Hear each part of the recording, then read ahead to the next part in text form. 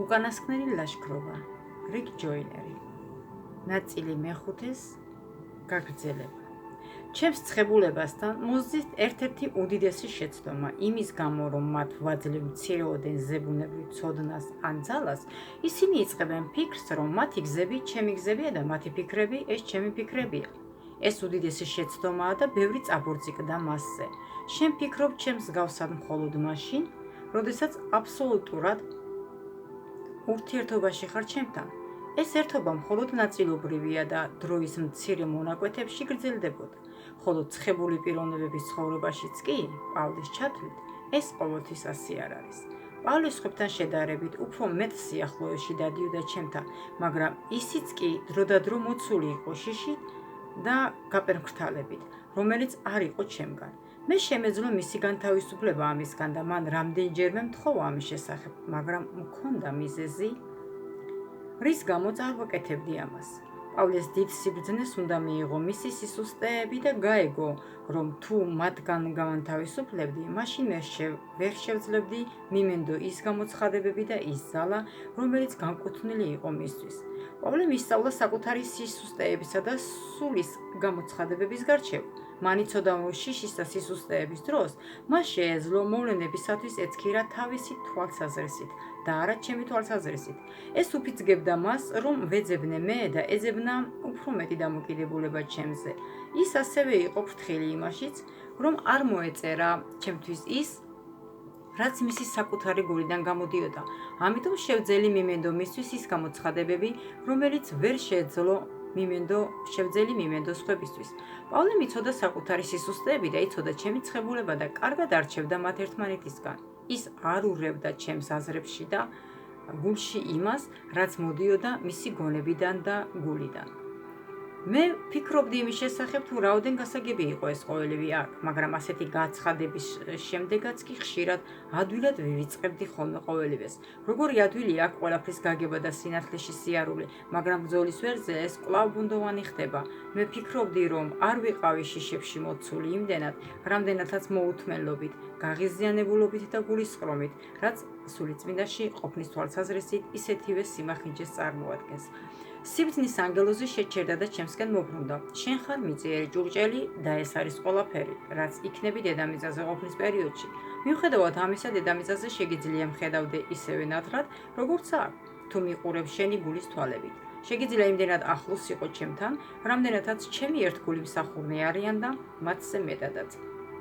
მე მოვაწყობ გზას ყველასათვის, რომ შეძლონ ჩემთან იმდენად ახლოს ყოფნა, რამდენადაც მათ სურთ. თუ ნამდვილად გსურთ, რომ ჩემთან უფრო ახლოს იყოთ, ვიდრე პავლეა, შეგიძლია გააკეთო ეს. ზოგიერთები მოისურვებენ ამას და მოისურვებენ ისე ძლიერად, რომ გვერდზე გადასცემენ ყველაფერს, რაც ხელს შეუშლის მათ ამაში და მთლიანად მომიძღვნიან თავს და ისინი მიიღებენ იმას, რასაც ეძებენ. თუ შენი გული იქნება მიდრეკილი, რომ დედამიწაზეც ისევე როგორც აქ იარო ჩემთან ერთად, მაშინ ისევე ახლოს ვიქნები შენთან, როგორც აქ ვარ. თუ დამიწყებ ძებნას, მიპოვი. თუ მომიახლოვდები, მეც მოგიახლოვდები. ჩემი სურვილია გაგიშალო სუფრა შენს მტრებს შორის და ეს არის ჩემი სურვილი არა მხოლოდ ჩემი ლიდერებისათვის, არამედ ყველასათვის, ვინც მოუხმობ ჩემს სახელს. მე მსურს ვიყო უფრო მეტად ახლოს ყველასთან, ვინც მომეხმობს, ვიდრე აქამდე ყოფილვარ. მიპოვის ის, ვინც მეძებს.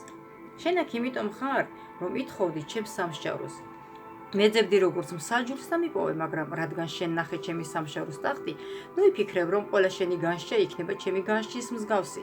ჩემი განსჯა გექნება მაშინ, როცა ივლი ჩემთან ერთობაში და სულიწმინდის ცხებულების ძებნაში. ამის შეძენა ან დაკარგვა ყოველდღიურად შეიძლება. მე ნება მომეცა მოგეცი გენახა ანგელოზები, გჩუქნიდი ბევრ სიზმარსა და ხილვას, იმიტომ რომ აგრძელებდით ხოვნას ამაზე. მიყვარს კეთილი საჩუქრების ჯუქება ჩემი შვილებისათვის, რომლებსაც ისინი მთხოვენ. მრავალი წელი მთხოვდი სიბრძნეს, ამიტომ ღებულობ მას. მთხოვდი რომ განმესაჯი, ამიტომ ღებულობ ჩემს სამსჯავროს, მაგრამ ეს გამოცდილება არ გაქცევს საბოლოოდ ბრძენად ან სამართლიან მსაჯულად. შენ გექნება ჩემი სიბრძნე და სამსჯავროში მაშინ, როცა იქნები ჩემში. არ შეწყვიტო ჩემი ძებნა, რაც უფრო გაიზრდები და წახვალ ჭეშმარიტი მოწიფულობისაკენ, მით უფრო მეტად შეიმეცნებ ჩემთან ყოფნის უდიდეს საჭიროებას. რაც უფრო მეტად გაიზრდები, მით უფრო ნაკლებად დამემალები მეც და სხვა ადამიანებსაც. ამიტომაც შეძლებ სინათლეში სიარულს. შენ ვნახე მე, როგორც მხსნელი, უფალი, სიბრძნე და მსაჯული, როცა დაბრუნდები ბრძოლაში, შეგეძლება ასევე დაინახო ჩემი სამშავროს ტახტი გულის თვალებით. როდესაც ივლიმის ცოდნის ჭეშმარიტებაში, რომ აქ აშკარაა, რაზეც ფიქრობ და რასაც აკეთებ. ისეთივე თავისუფლება გექნება დედამიწაზე, როგორიც აქ გაქვს. მხოლოდ მაშინ, როცა იმალები ჩემგან და სხვებისაგან, ჩნდება რიდე, რომ დამფარო შენგან. მე ვარ ჭეშმარიტება და ვინც თაყვანს მცემს, ამას უნდა აკეთებდეს ჭეშმარიტების სულში. შენ ვერასოდეს იპოვის სიბნელეში დამალულ ჭეშმარიტებას. ჭეშმარიტებას ყოველთვის სურს სინათლეში დარჩენა. სინათლე აშუქებს და ირგვლივ ყველაფერს თვალსაჩინოს ხდის. მხოლოდ მაშინ, როცა გექნება სურვილი იყო დასანახი და მისცემნებას აშკარა იყოს ის, თუ ვინ ხარ შენს გულში, შენ ივლის სინათლეში. ისევე როგორც მე, ჩემთან ჭეშმარიტი ურთიერთობა მოითხოვს სრულ გახსნილობას. ამასვე მოითხოვს ჭეშმარიტი ურთიერთობა ჩემს ხალხთან. როცა ჩემს სამშავროს წინაშე იდექი, გრძნობდი უფრო მეტ თავისუფლებას და უსაფრთხოებას ვიდრე ოდესმე. იმიტომ რომ აღარ იყო საჭირო დამალვა. თავს გრძნობდი უფრო მეტად დაცულად, იმიტომ რომ იცოდი, რომ ჩემი სამშავროები სამართლიანია. სამყაროს მორალური და სულიერი წესრიგი ისევე შეურყეველი, როგორც ბუნებრივი წესრიგი, დაფუძნებული ფიზიკურ კანონებზე. შენ ენდობი დედამიწის მიზიდულობის კანონს და ეჭვიც არ გეპარება მასში. უნდა ისწავლო ასეთივე დონით მინდობა ჩემს სამშავროებზე. სამართლიანობის ჩემი სტანდარტები უცვლელი და ურყევია. ამ ჭეშმარიტებაში ცხოვრებისათვის საჭიროა რწმენი სიარული. ჭეშმარიტი რწმენა მდგომარეობს იმაში, რომ გქონდეს დარწმუნებულობა ჩემში. შენ გინდა იცოდე ჩემი ძალა და იარო მასში, რომ შეგეძლო ავადმყოფთა განკურნება და სასწაულთქმედება, მაგრამ ჯერ კიდევ არ დაგიწყია ჩემი სიტყვის ძალის წვდომა. ჩემთვის არავითარ სიძნელეს არ წარმოადგენს ყველა მკვდრის აღდგენა, რომელიც კი ოდესმე ცხოვრობდა დედამიწაზე. ყველაფერი ინახება ჩემი სიტყვის ძალით. ქმნილება არსებობს ჩემი სიტყვის მეოხებით და ასევე ჩემი სიტყვით ერთიანდება.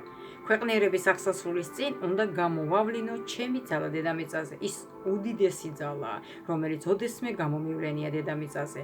არის ჩემი ძალის მხოლოდ მცირეოდენი ნაწილის დემონსტრირება. მე არ ვავლენ ძალას იმიტომ, რომ ადამიანები დარწმუნდნენ მასში, არამედ იმიტომ, რომ დარწმუნდნენ ჩემს სიყვარულში. მე რომ მომდომოდა ქვეყნიერების გადარჩენა ჩემი ძალით, როცა დავდიოდი დედამიწაზე, შემეძლო თითის გაშვერით გადამეადგილებინა მთები. მაშინ ყველა ადამიანი მუხს მოედრეგა ჩემს წინაშე. არა იმიტომ, რომ შემიყვარებდნენ მე ან ჭეშმარიტებას, არამედ იმიტომ, რომ შეეშინდებოდათ ჩემი ძალის. არ მინდა, რომ ადამიანები მემორჩილებოდნენ ჩემი ძალის შიშის გამო. მე მინდა, რომ უყვარდე მათ და უყვარდეთ ჭეშმარიტება. თუ არ შეიმეცნებთ ჩემს სიყვარულს, მაშინ ჩემი ძალა გაგაფუჭებთ თქვენ. მე არ გაძლევთ სიყვარულს იმისათვის, რომ შეძლოთ ჩემი ძალის შემეცნება, მაგრამ გაძლევთ ძალას, რომ შეგეძლოთ შეიმეცნოთ ჩემი სიყვარული. შენი ცხოვრების მიზანი უნდა იყოს სიყვარული და არა ძალა. მაშინ მოგცემ ძალას, რითაც შევძლებ გიყვარდეს. მე მოგცემ ძალას ავადმყოფთა განსაკურებლად, იმიტომ რომ შენ გიყვარს ისინი და მეც მიყვარს ისინი. არ მინდა რომ ისინი ავადმყოფობდნენ, ამიტომ უპირველესად ეძებე სიყვარული, შემდეგ კი რწმენა. რწმენის გარეშე შეუძლებელია ღმერთის სათნოდ ყოფნა, მაგრამ რწმენა არ არის ჩემი ძალის უბრალოდ ცოდნა, არამედ ჩემი სიყვარულის და ჩემი სიყვარულისა და ძალის შემეცნება. რწმენა უპირველესად საჭიროა სიყვარულისათვის. ეძებე რწმენა, რომ უფრო მეტად გიყვარდეს და შენი სიყვარულით გააკეთო დიდი საქმეები. მხოლოდ მაშინ, როცა ეძებ რწმენას იმისათვის, რომ მიაღწიო სიყვარულს, მე შევძლებ მოგანდო ჩემი ძალა. რწმენა მოქმედებს სიყვარულით. ჩემი სიტყვა ესაა ძალა, რომელსაც უჭირავს ყველაფერი. იმ დონემდე შეგიძლია გააკეთო ყველაფერი, რა დონემდეც გწამს, რომ ჩემი სიტყვა ჭეშმარიტება. ისინი, რომელთაც სწამთ, რომ ჩემი სიტყვები ჭეშმარიტია, ასევე დაიცავენ თავიანთ სიტყვასაც. ჩემი ბუნება მდგომარეობს ჭეშმარიტებაში და მთელი ქმნილება ენდობა ჩემს სიტყვას, რადგან მე ერთგული ვარ მასში. ისინი, რომლებიც ჩემი მსგავსნი არიან, ასევე ჭეშმარიტნი არიან თავიანთ საკუთარ სიტყვებში. მათი სიტყვა ურყევია, შეგვიძლია ვენდოთ მათ თავგანწირვას. მათი ხო არის ხო და მათი არა არის არა. თუ შენი საკუთარი სიტყვები არ არის ჭეშმარიტი, ეჭვი შეგეპარება ჩემს სიტყვებშიც. შენს გულში ტყუილისა და ცდომილების გამო. თუ შენი საკუთარი სიტყვის ერთგული არ ახარ, ეს იმიტომ, რომ სინამდვილეში არ მიცნობ მე. რწმენა გქონდეს, რომ უნდა იყო ერთგული. მე მოგიწოდებთ, იაროთ რწმენით, რადგან მე ერთგული ვარ. ეს ჩემი ბუნებაა. აი რატომ იქნებით განსჯელი თქვენი დაუდევრობის სიტყვებით, რომელთაც თვითონვე წარმოსთქვამთ. თუ დაუფიქრებდებელი სიტყვებში, ნიშნავს არ გაუფრთხილე შენს სიტყვებს, სიტყვებს აქვს ძალა და ვინც დაუდევარია სიტყვებში, მისთვის არ შეიძლება ჩემი სიტყვის ძალის მინდობა. სიბრძნე გამოიხატება იმაში, რომ შენ სიტყვებში იყო ფრთხილი და იცავდეს სიტყვას, ისე როგორც მე ვიცავ ჩემს სიტყვას. ზღვის ძლიერი ტალღებივით მოგორავდა ჩემში ღმერთის სიტყვები, თავს ისე ვგრძნობდი, როგორც იობი ქარიშხლის წინაშე. ხედავდი თანდათან როგორ პატარავდებოდი, ღმერთი კი უფრო დიდდებოდა.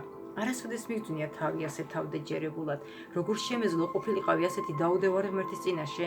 მეჩვენებოდა, რომ მთის წინაშე მდგარი ჭიანჭველა ვიყავი, მტვერზეც მცირე და მან გამოყო ჩემთვის ძრო რომ დამლაპარაკებოდა. მეტად აღარ შემეძლო დგომა და მოგრუნდი უკან. რამდენიმე წუთის შემდეგ ხარზე ვიგრძენი ვიღაცის ნაზი ალერსიანი შეხება. ეს იყო სიბრძნის ანგელოზი. მისი დიდება უფრო მეტად ბრწყინავდა, მაგრამ ის ჩემი სიმაღლის იყო. შენ ხვდები რა მოხდა ახლა ხან? კითხა მან. კარგად ვიცოდი რა, როცა ღმერთი გეკითხება, ის არ ეძებს ინფორმაციას, ჩავფიქრდი. ვიცოდი, რომ ეს იყო რეალობა. მასთან შედარებით ვიყავი მცირე, როგორც მტვერის ნაწილაკი დედამიწის წინაშე და რაღაც მიზეზით მას სურდა, რომ მე განმეცადა ეს. ჩემს ფიქრებზე საპასუხოდ მან განაგრძო. ჭეშმარიტია, რაზეც შენ ფიქრობ, მაგრამ ღმერთისა და ადამიანის ეს შედარება გამოიხატება არა მხოლოდ ზომებში. შენ დაიწყე ჩემი სიტყვების შეგრძნება. თუ მოგეცა ჩემი სიტყვები, ეს ნიშნავს, რომ მოგენდო ძალა, რომელსაც უჭირავს მთელი სამყარო. მე ეს იმიტომ კი არ გავაკეთე, რომ შენი თავი გეგრძნო მცირედ, არამედ იმიტომ, რომ გაიგო სერიოზულობა და ძალა იმისა, რაც მოგენდო. ეს არის ღმერთის სიტყვა. მთელი მონდომებით დაიმახსოვრე, რომ ღმერთის ერთი სიტყვა უფრო ფსეული ადამიანისათვის, ვიდრე მთელი დედამიწის სიმდიდრე. შენ უნდა გაიგო და ასწავლო ეს ჩემს ძმებს, რომ დააფასონ და პატივისცენ ჩემს სიტყვას, როგორც მათ, რომლებიც მოწოდებულნი არიან ატარონ ჩემი სიტყვა. ასევე თქვენს პატივი უნდა სცეთ და დააფასოთ თქვენი საკუთარი სიტყვა. ისინი, რომლებმაც უნდა ატარონ ჭეშმარიტება, უნდა იყვნენ სამართლიანები.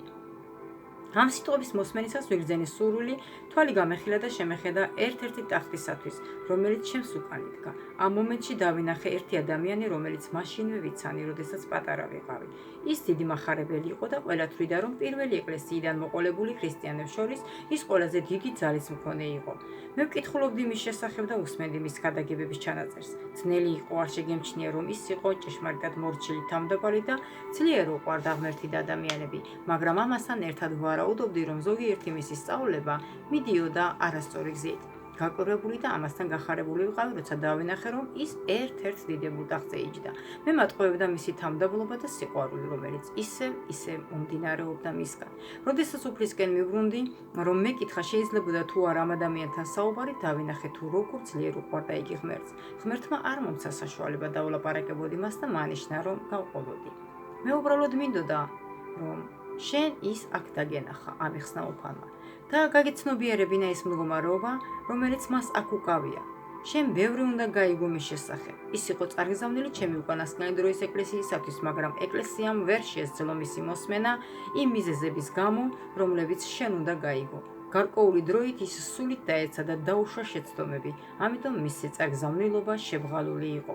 ეს უნდა იყოს აღდგენილი, ისევე როგორც ის, რაც მივეცი სხვა ადამიანებს და რაც ასევე შებრალული იყო.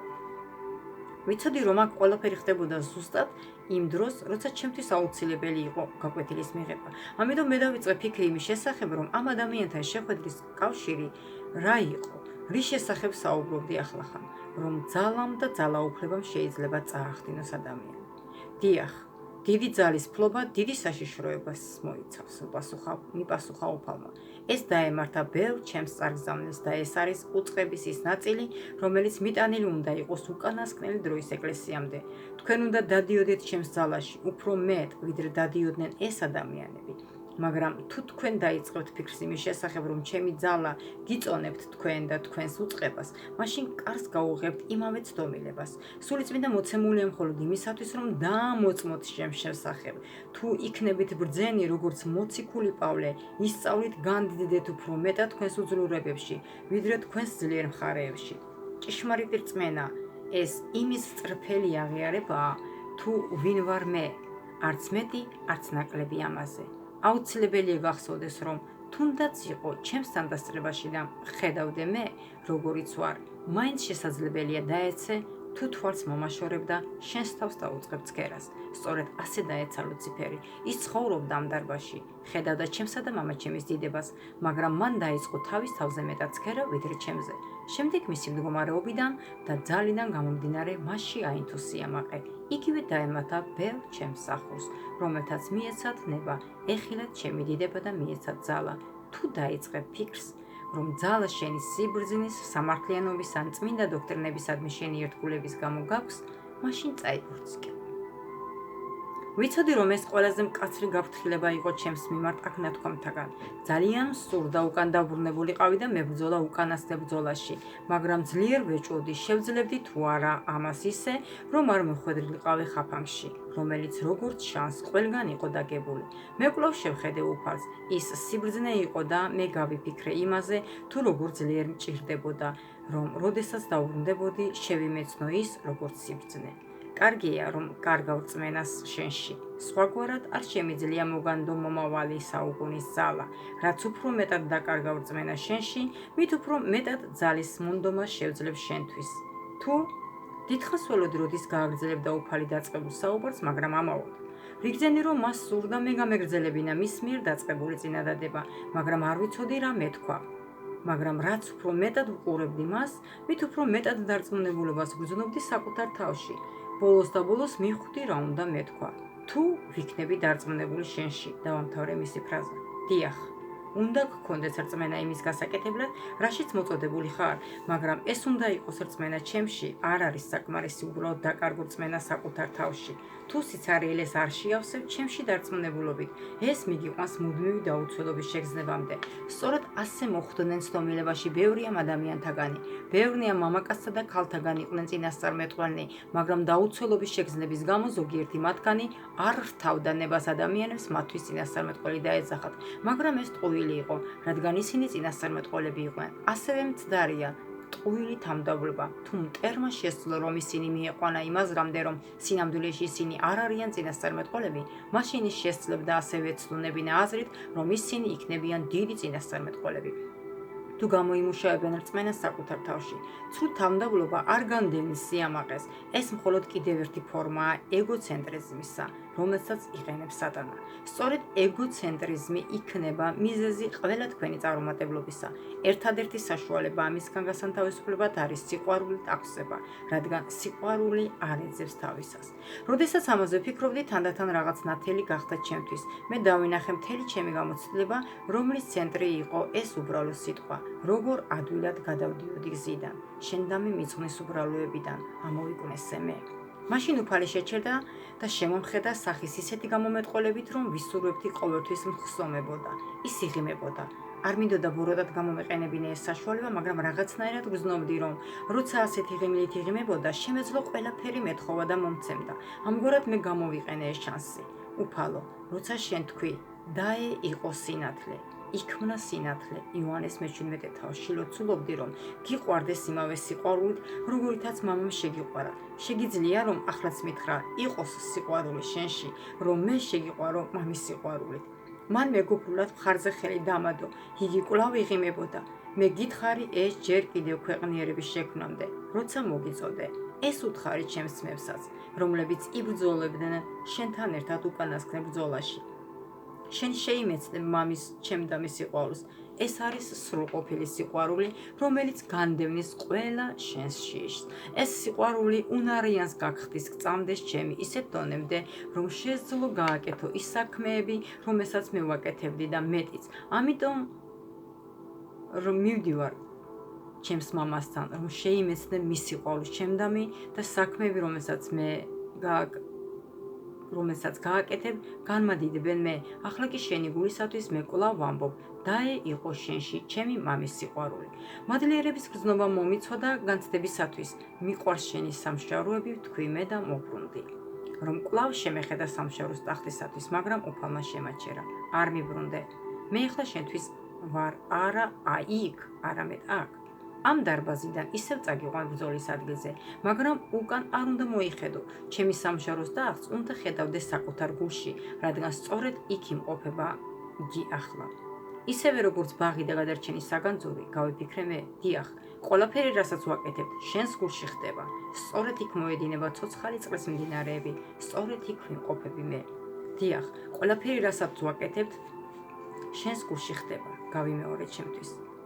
შემდეგ მან ჩემში მანიშნა და როცა თავდაბლობის მოსასხამის ქვეშ შევიხედე, განცვიფრდი ნანახით. ჩემი იარაღი ასხივებდა იმავე დიდებას, რომელიც გარს ერტყა უფალს. მე კვლავ სწრაფად დავფარე ის მოსასხამი. ჩემი ჯვარზე გაკვრის წინ, ღამით, ასევე ვთხოვდი მამას, რომ ის დიდება, რომელიც მქონდა დასაწყისში მასთან ყოფილიყო ჩემს ხალხთან, რომ ისინი ყოფილიყვნენ ერთი. სწორედ ჩემი დიდები აერთიანებს, როცა თქვენ შეიკრიბებით ჩემს მოყვარულებთან ერთად.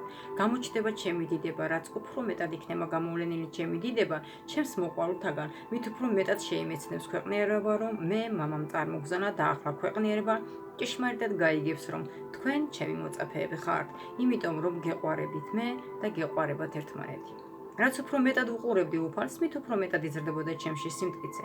მალე ვიგრძენი, რომ მზად ვიყავი ყველაფრის გასაკეთებლად, რასაც უფალი მიბრძანებდა. ბრძოლაში დაბრუნების წინ, შენ კიდევ ვიღაც უნდა ნახო, თქვა მან, გაკვირვებული ვიყავი იმით, რომ უფლის დიდება ყოველ წუთს იზრდებოდა. ყოველთვის, როცა მიყურებ შენი გულის თვალებით, შენი გონება ახდება მეტად და მეტად, აგრძელებდა ის. დადგება დრო, როცა შეძლებ მუდმივად იყო ჩემს თანდასწრებაში, როცა ეს მოხდება, ყველაფერი, რასაც ისწავლი, ჩემი სულისაგან, ყოველთვის ხელმისაწვდომი იქნება შენთვის, რადგან მე თვითონ ვიქნები შენთვის ხელმისაწვდომი. ყველაფერი მესმოდა და ვხვდებოდი, რაზეც ის საუბრობდა, მაგრამ იმდენად ვიყავი დატყვევებული მისი დიდებით, რომ არ შემეძლო, არ მეკითხა, უფალო, რატომ არის შენი დიდება უფრო მეტი, ვიდრე იმ დროს, როცა პირველად სიბრძნის სახით მოდიოდი ჩემთან. ეს მე კი არა, შენ შეიცვალე. შენ იცვლები, როცა ხედავ ჩემს დიდებას დაუფარავის სახით. ის, რაც ხდებოდა შენს თავს, ხსნიდა საფარს შენი სახიდან, რომ შეგძლებოდა ჩემი უფრო ნათლად დანახვა, მაგრამ არაფერი ხსნის მას ისე სწრაფად, ვიდრე ჩემს სიყვარულის ხილვა. შემდეგ უფალი შეჩერდა და მიბრუნდა, რომ შეეხედა მათთვის, ვინც ჩვენს გვერდით ტახტზე ისხდნენ. ისინი იყვნენ მაღალი მეფობის მქონენი, ერთი ადამიანი ვიცანი, რომელიც ჩემს პირდაპირ იჯდა. საიდანღაც მეცნობით, მაგრამ ვერ ვიხსენებ საიდან. ოდესაც შენ მე ვნახე ხილვაში, მიპასუხა მან. მაშინო გამახსენდა ის ხილვა და შოკირებული დავრჩი. ესე იგი, თქვენ რეალური ადამიანი იყავით? დიახ, მიპასუხა მან. გავიხსენე ის დღე, როდესაც ახალგაზრდა ქრისტიანი მთლიანად დავეცი სულით ჩემს ცხოვრებაში მომხდარი რაღაც შემთხვევების გამო. გავემართე ჩემი სახლის გვერდით, მდებარე ბაღისაკენ და გადავწყვიტე დავვლოდებოდი ღმერთს მანამ, სანამ ღმერთი პასუხს არ გამცემდა. როცა ვიჯექი და ვკითხულობდი ბიბლიას, მომიცვა ხილვამ, რომელიც ერთ-ერთი პირველი იყო ჩემს ცხოვრებაში. ხილვაში ვნახე კაცი, რომელიც გულმოდგინედ ემსახურებოდა ღმერთს. ის მუდმივად უმოწმებდა ადამიანებს, ასწავლიდა და ნახულობდა ავადმყოფებს, რათა ელოცა მათთვის.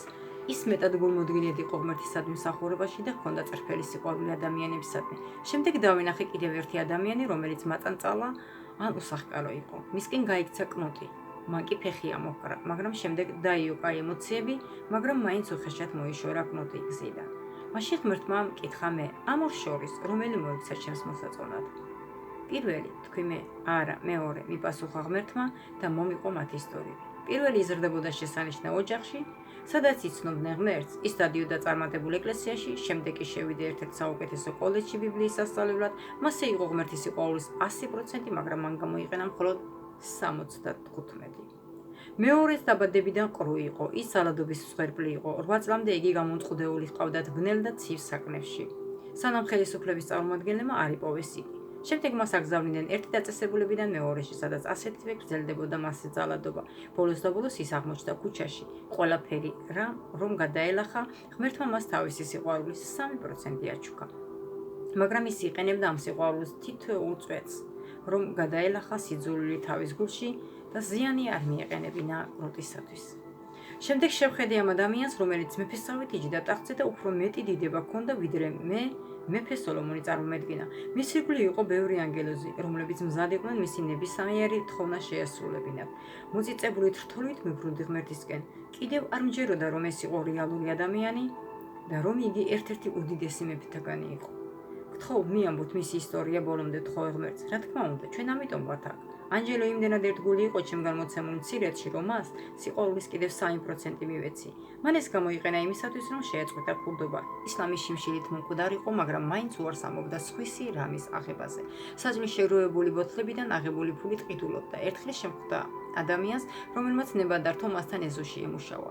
მას არ ესმოდა, მაგრამ ისწავლა კითხვა, ამიტომ მე მას გაუგზავნე საევანგელიზაციო ბროშურა. როცა კითხულობდა, ჩემმა სულმა გახსნა მისი გული და მან თავისი სიცოცხლე მე მომიწყნა. კვლავ გავაორმაგე ჩემი სიყვარულის ულფა და მან სწორად გამოიყენა თითოეული წვეთი. მას სურდა ესაუბრა ჩემზე სხვებთან, მაგრამ არ შეეძლო ლაპარაკი, თუმცა სიღარიბეში ცხოვრობდა, მაგრამ თავისი შემოსავალის ნახევარს ხარჯავდა საევანგელიზაციო ბროშურებში, რომელსაც ქუჩაში ხალხს უვლიგებდა. რამდენი ადამიანი მოიყვანა შენთან მკითხე მე და ვარაუდობდი, რომ იმისათვის, რომ იჯდე მეფეებთა შორის საჭიროა ბევრი ადამიანი მოიყვანო ღმერთთან. ერთი, მიპასუხა უფალმა, რომ გამემხნევებინა ევანგელიზაციისათვის ნება მივეცი ჩემთან მოიყვანა მომაკვდავი ლოთი. ამან იმდენად გაამხნევა იგი, რომ კიდევ მრავალი წელი იდგა იმავე ადგილზე, რომ კიდევ ერთი სული მოიყვანა მონანიებამდე, მაგრამ მთელი ცა მთხოვდა მომეყვანა იგი აქ და მეც ძალიან მინდოდა, რომ მას თავისი ჯილდო მიეღო. მაგრამ რა გააკეთა მან იმისათვის, რომ გამხდარიყო მეფე, მკითხე მე. ის ერთგული იყო ყველაფერში, რაც ჰქონდა მიცემული. ის იმარჯვებდა ყველაფერზე, ვიდრე ჩემი მსგავსი არ გახდა და მოკვდა მოწამებრივი სიკვდილით. რაზე გაიმარჯვა მან და როგორ იყო ტანჯული? მან გაიმარჯვა ქვეყნიერებაზე ჩემი სიყვარულით. მცირედნი არიან, ვინც გაიმარჯვებს ბევრში მცირედით. ბევრი ჩემი ხალხთაგანი ცხოვრობდნენ ისეთ სახლებში, რომ გასული საუკუნეების მეფეებს შეშურდებოდათ მათი, მაგრამ ადამიანები არ აფასებენ ამას.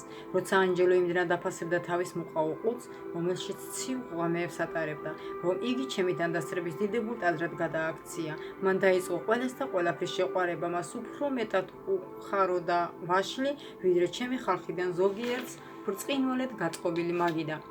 იგი ერთგული იყო ყველაფერში, რაც მიეცა, თუმცა ეს მცირედი იყო იმისთვის თან შედარებით, რასაც ვაძლევდი სხვებს და მათ შორის შენს. მე ის გაჩვენე ხილვაში, რადგან შენ ბევრჯერ გაგივლია მის გვერდით. ერთხელ შენ მიუთითე და რაღაც უთხარი მასზე შენს მეგობარს. მართლა რა უთხარი? შენ თქვი, აი კიდევ ერთი ილია, რომელიც ალბათ ავტობუსის გაჩერებიდან არის გამოქცეული. შენ თქვი, რომ ის არის რელიგიოსნიკი, რომელიც მოგზავნა მტერმა, რომ ადამიანები გადააცინო სახარებიდან. ეს იყო ყველაზე საშინელი დარტყმა, რომელიც მივიღე ამ მშვენიერ ადგილას. შეძრწუნებული ვიყავი. ვცდილობდი გამეხსენებინა ეს შემთხვევა, მაგრამ ვერ შევძელი, იმიტომ რომ ასეთები ძალიან ბევრი იყო. არასოდეს არ მქონდა სიმპათიები ჭუჭყიანი ქუჩის მხატვრების მიმართ, რომლებიც როგორც მე ფიქრობდი, სპეციალურად იყვნენ მოგზავნილი იმისათვის, რომ ხალხი სწორი გზიდან გადაეგდოთ. ძალიან მწვენია უფალო, გთხოვ მოპატიო, მიპატიებია, სწრაფად მითხრა ღმერთმა. შენც მართალი ხარ, არიან ადამიანები, რომლებიც ცდილობდნენ იქადაგონ ქუჩაში არასწორი და ზოგჯერ მავნებლური მოტივებით, მაგრამ ამ შემთხვევაში კი არიან ბევრნი, რომლებიც ამას სწრფელად აკეთებენ. შენ არ უნდა განსაჯო გარეგნული სახით. არის ბევრი ჭეშმარიტი მსახური მათ შორის, რომლებიც ასე გამოიყურებიან და იმ ბრწყინვალე პროფესიონალებს შორისაც, რომლებიც ორგანიზაციებში და დიდებულ ტაძრებში გადაგებენ, რომლებიც ადამიანებმა ჩემს სახელზე ააშენეს. შემდეგ უფალმა თავი გადააქნია ანჯელოს მიმართულებით, რომ შემეხედა მისთვის, როცა მიბრუნდი მისკენ დავინახე, რომ ის ჩამოდიოდა თავისი ტახტიდან და დადგა ჩემს გვერდით. მან გაშალე ხელები გულში ჩამიკრა და მამაშვილურად შუბლზე მაკოცა. ჩემში იქამდე იღვრებოდა სიყვარული, ვიდრე ავიღწენი, რომ ეს არის გადატვირთავდა ჩემს ნერვულ სისტემას. როცა მან ბოლოს და ბოლოს გამიშვა, მთვრალივით ვარბაცებდი, მაგრამ ეს საოცარი განცდა იყო. ადრე არასოდეს არ მიგძვნია ასეთი ძლიერი სიყვარული. მას შეეძლო შენთვის გაეზიარებინა დედამიწაზე, მითხრა უფალმა. მას ბევრი რამ ჰქონდა ჩემი ხალხისთვის მისაცემი, მაგრამ ისინი ახლოს არ ეკარებდნენ მას. თვითონ ჩემი წინასწარმეტყველიც კი გაურბოდნენ მას. ის იზრდებოდა რწმენაში ბიბლიისა და რამდენიმე წიგნის საშუალებით, რომელიც იყიდა და კითხულობდა კიდევ და კიდევ. მას სადა ევლო ეკლესიაში, მაგრამ ვერ იპოვა ვერც ერთი ეკლესია, რომელიც მიიღებდა მას მისი მიმღები, მიმიღებდა მე. ის იყო ჩემი კაკუნი მათ კარზე. ახლებურად შევიცანი რა არის მწუხარება, როგორ მოკვდა ის. ვიკითხე მე და ვგრძნობდი, რომ ამ კუთხით პასუხისმგებელი ვიყავი. ის მოკვდა სიცივისგან. როდესაც ცდილობდა, რომ მოხუცილოთი სიცოცხლე ეხსნა, რომელიც ასევე სიცივისაგან კვდებოდა. მე უბრალოდ ვერ ვიჯერებდი ამას, იმდენად სასტიკი იყო ჩემი გული და ახლაც კი არ მესმოდა, როგორ გახადა ამან იგი მოწამედ. მე ვფიქრობდი, რომ ის წოდება ეკუთვნოდა მათ, ვინც მოკვდა დამოწმებისათვის. უფალო, ვიცი, რომ ის ნამდვილად გამარჯვებულია, ვთქვი მე. ეს სამართლიანია, რომ ის აქ იმყოფება, ასე გარდაცვლილებიც მოწამებად ითვლებიან. ანჯელო იყო მოწამე მისი ცხოვრების თითოეულ დღეს. ის თავის თავზე ფიქრობდა მხოლოდ იმდენად, რომ ცოცხალი ყოფილიყო და მან სიხარულით გასწერა სიცოცხლე გაჭირვებაში ჩავარდნილი მეგობრისათვის, როგორც პავლე წერდა კორინთელებს, რომ შენი სხეული დასაწოვად რომ გასწირო და სიყვარული არ გაგაჩნდეს არაფერია, მაგრამ თუ სწირავ თავს სიყვარულით, ეს ბევრს ნიშნავს. ანჯელო ყოველდღე კვდებოდა, რადგან ცხოვრობდა არა საკუთარი თავის, არამედ სხვებისათვის. ის თავს წმინდანთა შორის ყველაზე მცირედ თვლიდა, მაგრამ ის ერთ-ერთი უდიდესთაგანი იყო, როგორც უკვე იცით. ისინი, ვინც თავის თვლიან დიდება და სხვებიც ამაზევე ფიქრობენ, მათზე ასრულებენ იმას, რომ აქ ხდებიან ყველაზე მცირენი. ანჟელო არ მოკვდა რაღაც სწავლებისათვის ან დამოწმებისათვის, მაგრამ ის ნამდვილად მოკვდა ჩემთვის. ღმერთო, დამეხმარე, რომ მახსოვდეს ეს. არ დამავიწყდეს, რასაც ახლა ვხედავ, როცა უკან დავბრუნდები, ვთხოვე მე. აი, რატომ ვარ ახლა შენთან და მაშინაც ვიქნები, როდესაც უკან დავბრუნდები. სიბრძნე არის ის, რომ უყურებდე ჩემი თვალებით და არ სჭირდე გარეგნულად. მე გაჩვენე ხილვაში ანჟელო, რათა გეცნო იგი, როდესაც მის გვერდით ქუჩაში გაევიდი. თუ შენ მოუთხოვდი მას, რომ იცოდი მისი წარსული, რომელიც მე ხილვაში ნახე, მაშინ ის მთლიანად მომეცხრინდა თავის ცხოვრებას. მაშინ შენ შეგეძლო გაგიზარდა და აღგეზარდა ეს დიდებული მეფე და ის დიდ გავლენას მოახდენა ჩემს ეკლესიაზე. ჩემი ხალხი რომ უყურებდეს სხვებს, ისე როგორც მე უყურებ, მაშინ ანჟელო და ბევრი მისნაირი აღიარებული იქნებოდა. ისინი ტრიუმფითი გადაგებდნენ დიდებულ აუდიტორიებში და დედამიწის ყველა კუთხიდან მოვიდოდნენ ჩემი ხალხი, რომ დამსხდარიყვნენ მათ ფეხებთან, რადგან ისინი თვითონ ისხდნენ ჩემს ფეხებთან. მას შეეძლო შენთვის ესწავლებინა სიყვარული და იმ ნიჭების გამოყენება, რომელიც მოგეცი, რათა შეგძლებოდა უფრო მეტი ნაყოფი გამოგეღო.